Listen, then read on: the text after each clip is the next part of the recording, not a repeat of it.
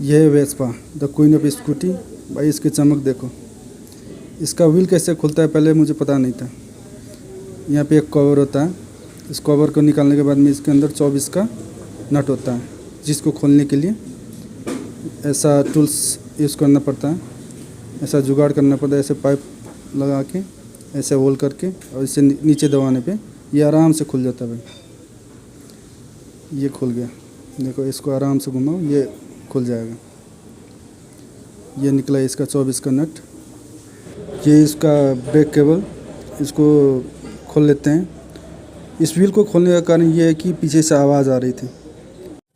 हवा brake shoe में धूल मिट्टी बैठने के कारण ये आवाज़ करता है, इसलिए इसे सैंड पेपर से साफ़ करें, साफ़ करके इसको डाल दें, ये आवाज़ कभी नहीं करेगी।